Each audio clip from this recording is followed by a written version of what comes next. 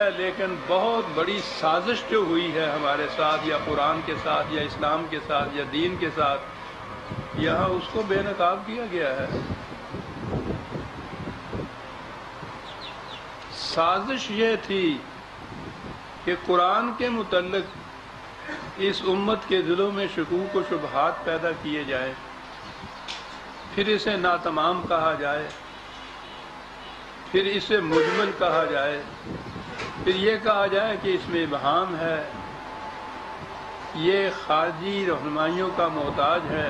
یعنی قرآن کے متعلق یہ چیز اگر دلوں میں ڈال دی جائے تو پھر دین باقی رہ ہی نہیں سکتا، اور یہ تھی سازش۔ اور اس سازش میں سب سے بڑی سازش یہ تھی، یہ کہا جائے کہ نبی اکرم صلی اللہ علیہ وسلم قرآن کریم کو مکمل شکل میں، ضابطے کی شکل میں، کتاب کی شکل میں دے کر ہی نہیں گئے۔ یہ منتشر طور پر کچھ کھجور کے پتوں پہ لکھا ہوا تھا، کوئی اونٹ کی ہڈیوں پہ لکھا ہوا تھا، وہ کوئی تختیاں تھیں چھوٹی چھوٹی مٹی کی، ان پہ لکھا ہوا تھا۔ تو بھائی اس طرح سے تھا بکھرا ہوا، کہیں ایک جگہ مکمل کتاب کی شکل میں تھا ہی نہیں۔ پھر اس کے اوپر عمارت استوار ہوئی، روایات آئیں۔ میں بار بار قریب ہر درس میں اسے دہراتا ہوں اور دہراتا چلا جاؤں گا زندگی کے آخری دم تک، کہ جب تک یہ روایات جو ہیں ان کو دین کا درجہ دیا جاتا رہا کہ یہ یقینی دین ہے، تاریخ نہیں ہے، اور جب تک فقہ کے قوانین کو غیر متبدل قیامت تک کے لیے، مسلمانوں کے لیے، امت کے لیے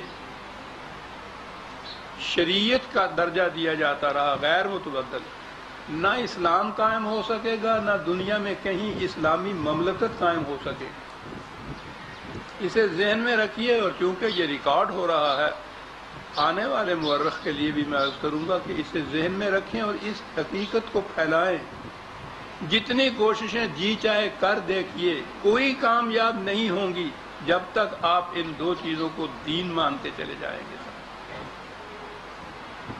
اب اس کے لیے روایات آگے آئی کہ یہ تو تھا ہی نہیں کتاب کی شکل کے اندر، محفوظ نہیں تھا، صحف کی شکل میں نہیں تھا، پھر جمع کرنے کی کوششیں کی جاتی رہی تھا۔ اور ان روایات میں آپ دیکھیں، میں نے لکھا ہے بڑی تفصیل سے اس کے متعلق، کہیں تو لکھا ہے کہ حضرت ابوبکر صدیق کے زمانے میں کوشش شروع ہوئی، اسی قسم کی روایات ہیں کہ نہیں حضرت عمر کے زمانے میں شروع ہوئی، پھر آگے آئیں کہ نہیں حضرت عثمان کے زمانے میں شروع ہوئی۔ یعنی اسی میں اختلاف پہلے شروع کیا۔ ایک کمیٹی بنائی گئی، اب انہوں نے اکٹھا کرنا شروع کیا ان کھجور کے پتوں کو، ان ہڈیوں کو، ان تختیوں کو، اور وہاں سے قرآن مرتب کرنا شروع کیا۔ اور پھر بعد آیات ملی نہیں،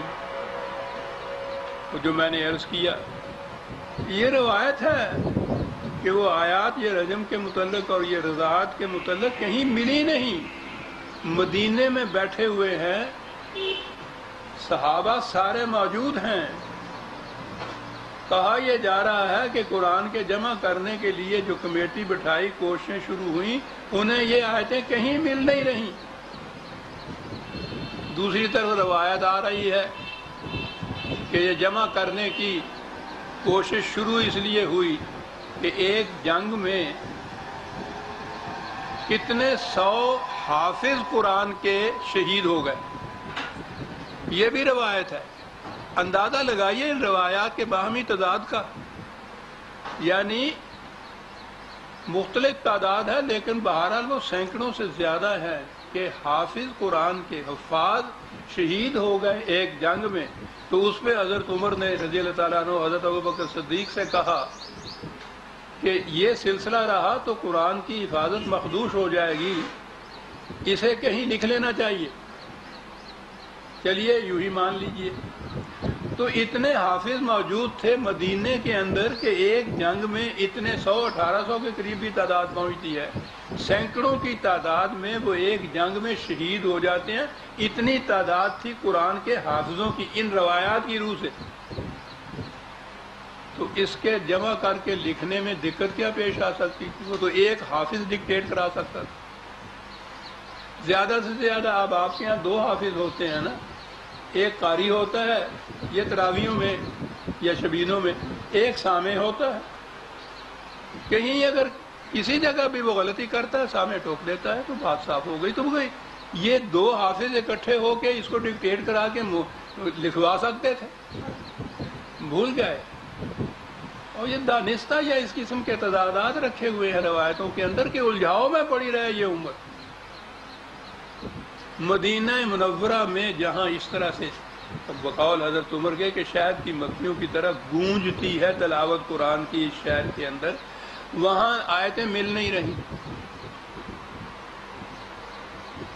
تلاش کرتے کرتے حضرت عائشہ کے پاس رضی اللہ تعالیٰ عنہ کے پاس پہنچ گئے. انہوں نے کہا کہ یہ بیٹے ٹھیک ہے آیتیں تھیں یہ قرآن میں، وہ تھیں ایسے بات کر رہی ہیں روایت کی روح سے جیسے پتہ نہیں 100 سال کے بعد کوئی بات شروع ہو گئی. وہیں بیٹھے ہوئے وہ کہہ رہی ہیں کہ یہ تھیں. پھر کیا ہوا؟ یہ کھجور کے پتے پہ لکھی ہوئی تھی اور ہمارے گھر کے اندر وہاں ایک چارپائی سمجھ لیجیے یا وہاں اس کی پانتی رکھی ہوئی تھی. رسول اللہ صلی اللہ علیہ وسلم کی وفات کے وقت ہم گھر والے تو پریشانی میں الجھ گئے. بکری باہر سین سے رسی توڑا کے اندر چلی گئی اور اس نے جا کے یہ پتا کھا لیا. ختم ہوا قصہ، وہ کھا گئے. اب اس روئے زمین پر وہ آیتیں ہیں ہی نہیں، موجود ہی نہیں باقی رہی کہ وہ تو کھا گئی. یہ قرآن کے متعلق یہ روایتیں آپ کے ہاں ان صحایا کے اندر موجود ہیں جن کو حدیثوں کی صحیح ترین کتابیں کہتے ہیں. کھا گئے. کیا کریں؟ کہ سب وہ اب جو ہے نہیں تو وہ قرآن میں تو نہیں لکھی جا سکتی. حضرت عمر سے پوچھا گیا، وہ خلیفہ تھے یعنی ان کے زمانے میں غالباً یہ بات ہوئی کہ کیا کریں. انہوں نے کہا ہم تلاوت کرتے تھے رسول اللہ کے زمانے میں ان آیتوں کی. تو بھائی ٹھیک ہے، جب تلاوت کرتے تھے صحابہ موجود تھے اور آپ تو ہیڈ آف دی اسٹیٹ موجود ہیں، آپ کو تو یہ اقتدار بھی حاصل ہے اور اتنے جلیل القدر صحابی ہیں رسول اللہ کے، آپ کہتے ہیں ہم تلاوت کرتے تھے تو قرآن میں داخل کیجئے. کہنے لگے نہیں بابا، اعتراض ہو جائے گا کہ عمر نے اپنی طرف سے قرآن میں کچھ داخل کر دیا اپنی طرف سے. پھر کیا کیا جائے کہ جی قرآن میں تو انہیں داخل نہ کیا جائے لیکن حکم انہی کا برقرار رکھا جائے.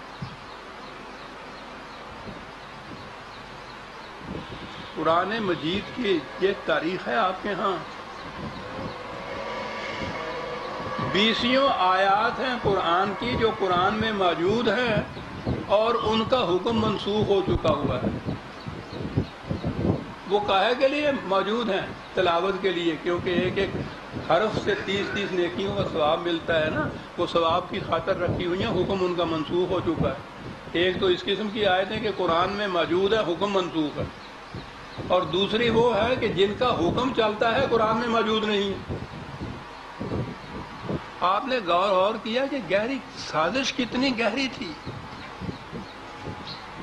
مرکز بنیاد ہے دین کی قرآن کی حفاظت جو خدا نے اپنے ذمے لی، مکمل آخری محفوظ غیر متبدل ضابطہ حیات، اور اس کی تاریخ یہ ہے آپ کے ہاں. اور یہ روایتیں آپ کے ہاں حدیث کی شکل میں صحایا ستہ کے اندر موجود، حدیث کی 6 صحیح ترین جو مجموعے ہیں ان میں موجود ہیں. اب کسی کی جرت نہیں ان میں سے نکال دیں. یہ ہے قرآن کی کیفیت آپ کے جو میں نے عرض کیا ہے نا کہ وہ عالم الغیب خدا تعالی، یعنی اس کو تو یہ پتا تھا کہ ان لوگوں نے یہ کیا کر دیا. بات شروع ہوئی انہا تذکرہ، تو بات تو ٹھیک ہے قرآن ہے تذکرہ ہے، ختم تھی، ضرورت نہیں تھی. یعنی اندازہ لگائیے تو فی صحف مکرمۃ، فی صحف یہاں کہہ دیا کہ یہ صحیفوں کے اندر ہے. وہ تو لکھی ہوئی چیز کو کہتے ہیں مکرمۃ. اب قرآن کی خود خدا کی طرف سے جو مصنف ہے اس کتاب کا، وہ لفظ مصنف ہم اپنے استعمال کی روح سے کہہ رہے ہیں، ورنہ وہ تو خالق ہے، خالق سے بھی آگے ہے۔ وہ کہہ رہا ہے اس کے متعلق فی صحف مکرمۃ مرفوعۃ مطہرۃ، اللہ، واجب التکریم، شک و شبہ سے بالا تر، مرفوعۃ، ہر قسم کی آمیزش سے پاک، مطہرۃ۔ اور پھر یہ یوں ہی نہیں ایسا ہو گیا، بے ایدی سفرۃ، لکھنے والے وہ، یہ سفرہ یہ عربی زبان کا لفظ ہے، ایک بنیادی معنی تو اس کے ہوتے ہیں کسی چیز کو چمکدار بنا دینا۔ تحریر سے چونکہ معافی ضمیر انسان کا چمک کر سامنے آتا ہے، اس لیے اس کو بھی سفرہ کے لفظ سے یہ سفیر جو ہوتا ہے، پھر سفرہ کے معنی سفر جس کو آپ کو کہتے ہیں نا، جرنی جسے کہا جاتا ہے، اس کے معنی دور دور تک کسی بات کو لے جانا، یہ بھی ہوتا ہے، واضح کرنا، چمکدار بنانا، دور دور لے جانا، اور اسی سے سفیر کا لفظ آتا ہے، آپ کی مملکت کے پیغام کو دور دور تک پہنچانے والا۔ یہ ہے وہ جو لکھنے والے قرآن کے کاتب وحی کے ہیں، یہ ان کی صفت بتائی گئی، سفرت، نہایت چمکدار بنانے والے، لکھ کے دور تک پہنچانے والے بھی تحریر کی روح سے، کرامن بررۃ۔ عربی زبان میں نے آپ سے عرض کیا تھا کہ یہ جو لفظ کرم ہے یا کرام ہے، یہ بڑا جامع لفظ ہے۔ جتنی صفات حسنہ کسی کی آپ بیان کرتے جائیں، اس کو ایک لفظ کے اندر آپ کہیں تو وہ کرامن کا لفظ ہوتا ہے۔ کرامن بھی ہے، بررۃ بھی ہے، کہ کسی قسم کا اثر ان کے اوپر نہیں تھا، کوئی انفلوئنس ان کے اوپر نہیں تھا۔ بررہ کے معنی ہوتا ہے آزاد ہو جانا کسی چیز سے، بریت، بالکل بلند تھے ان چیزوں سے، کوئی اثر کسی قسم کا ان کے اوپر نہیں تھا۔ یہ لکھنے والے، صحف کا لفظ بتا رہا ہے کہ لکھے گیا قرآن، خدا اس کی حفاظت کا ذمہ لے رہا ہے۔ یہ وہ قرآن مجید ہے جو نبی اکرم صلی اللہ علیہ وسلم دے کے گئے امت کو۔ یہ شکوک و شبہات کے یہ دیا ہی نہیں تھا رسول اللہ نے اس شکل میں، ایک تو قرآن کے متعلق شکوک پیدا کرنے کے لیے، دوسری اس کی اور وجہ بھی ہے، اور وہ آج کل سامنے ہمارے آ رہی ہے۔ آج یہ اعتراض ہوا، ہمارے خلاف ہوا، کہ تم ثابت کرو کہ قرآن شریف کو حضور مرتب شکل میں دے کے گئے تھے، حضور تو اس کو بھی مرتب شکل میں نہیں دے کے گئے، چل بھائی۔ وہ اس اعتراض کو مٹنے کے لیے کہ حضور حدیث یا روایات کو ضابطے کی شکل میں، مرتب شکل میں کیوں نہیں دے کے گئے تھے، جواب یہ دیا جاتا ہے کہ قرآن کو بھی تو آپ ایسے ہی چھوڑ گئے تھے، چل بھائی، نہ قرآن کو حضور نے مرتب شکل میں دیا، نہ حدیث کو مرتب شکل میں دیا، نبوت ہو گئی ختم، مارتے رہو ٹکرے۔ ایسی سازش ہے یہ، قیامت تک کے لیے آپ کو کسی نقطے پہ جمع ہی نہیں ہونے دیتے۔ یہ جواب آج بھی یہ جواب دیا جاتا رہا، جب تک دین میں آپ فائنل اتھارٹی، سند آخر، سند واحد خدا کی کتاب کو نہ مانیں گے، نہ آپ کے اختلافات رفع ہوں گے، نہ دین قائم ہوگا، نہ کوئی مملکت اسلامی بن سکے گی۔ قرآن اسی لیے، یا اللہ تعالیٰ اسی لیے قرآن کو جہاں بھی آتا یا نہ، قرآن کے متعلق یہ علینا جمع ہو، ہمارے ذمے تھا اس کا جمع کرنا۔ قرآن خدا کہتا ہے قرآن میں، خدا کے ذمے تھا جمع کرنا، اور پھر اس کی تعریف بتا رہی ہے کہ کوئی جمع ہوا ہی نہیں تھا، یہ ویسے ہی بکھرا ہوا چھوڑ گیا تھا یہ، اور یہ ان لوگوں نے آ کے جمع کرنا شروع کیا۔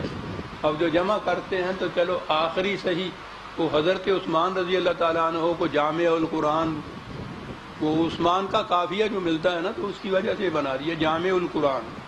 وہیں سے یہ ہوا کہ پہلے جمع نہیں ہوا تھا، جامع القرآن چلا ہو گیا، چلو یہیں صحیح متفق ہو گئی امت، نہیں۔ اس کے بعد روایات ہیں کہ حضرت عثمان کے جمع کیے ہوئے قرآن میں بھی غلطیاں تھیں، ان سے پوائنٹ آؤٹ کی گئی، کہ یہ غلطیاں رہ گئیں، انہوں نے کہا کوئی بات نہیں، بہت بڑی امت ہے، وہ تلاوت سے خود ٹھیک کر لے گی. یعنی آپ نہیں ٹھیک کریں گے جنہوں نے جمع کیا بقول ان کے. تو خدا کی کتاب پر سے آپ کا یقین اٹھا، دین کی عمارت مزلزل ہو گئی، باقی نہیں رہ سکتا. یہ ہے جو میں کہہ رہا ہوں کہ اللہ تعالیٰ کی حکمت بالغہ کی. قرآن کا ذکر جہاں جاتا ہے، کبھی یہاں کہا ہوا تھا کہ ہمارے ذمے ہے اس کا واضح کرنا، ہمارے ذمے ہے اس کا جمع کرنا، ہمارے ذمے ہے اس کو محفوظ رکھنا.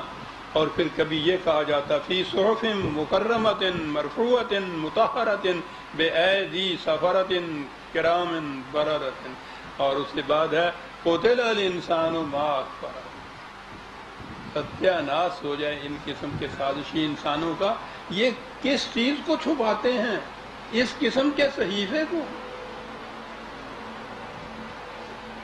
اس قسم کے حقائق کو